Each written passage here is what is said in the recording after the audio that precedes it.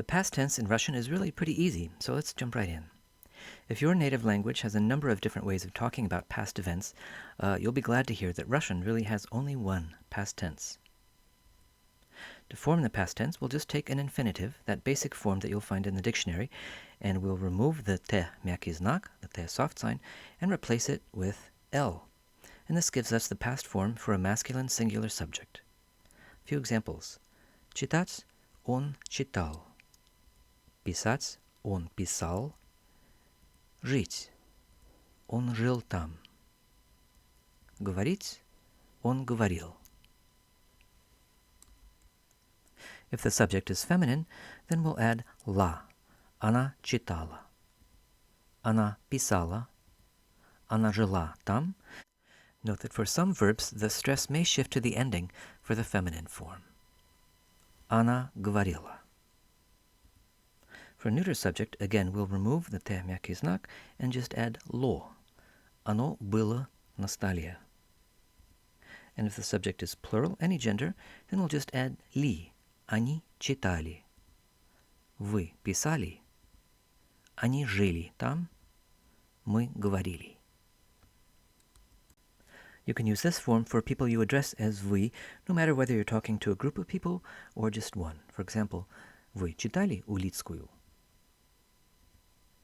Plural or formal singular.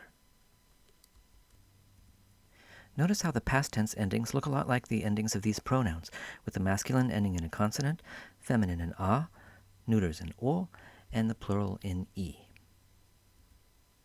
Now, you may have also seen verbs like these that end in ся, учиться.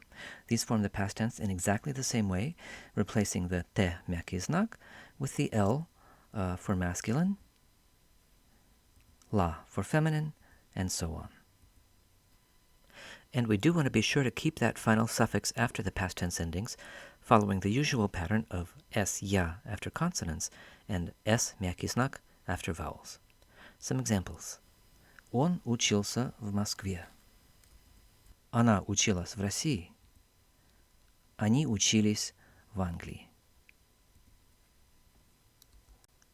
Let's finish with two important points. If you've learned the present tense, you know that we have separate forms for all of these subjects. Я, ты, он, она, etc., etc. In the past tense, we don't need to worry about that. All we care about is gender, masculine, feminine, neuter, and whether it's singular or plural. So, if Catherine the Great had been doing some reading, she'd say, Я читала, but Peter the Great, as a masculine subject, would say, Я читал.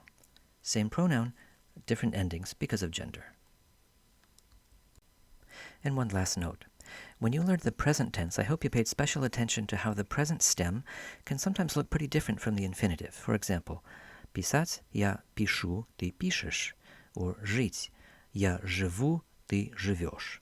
If this seems at all unfamiliar, please be sure to watch these two videos.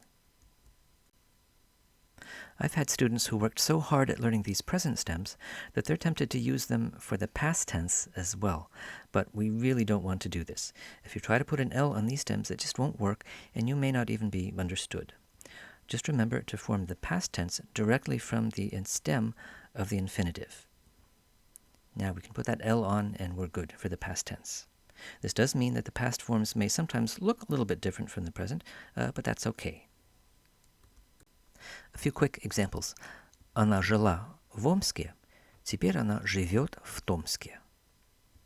Вчера он писал по-русски, сегодня он пишет по-немецки. Summing up.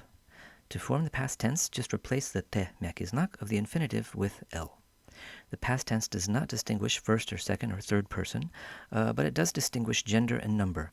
L for masculine singular, la for feminine, lo for neuter, li for plural, and for people who you address formally with вы. If the verb has the suffix ся, be sure to put it after the past tense endings. S, soft sign, мягкий знак, after a vowel, s, ya, after a consonant. And you will see a few verbs that end in ch. These do behave a little bit differently, so we'll cover them in another video.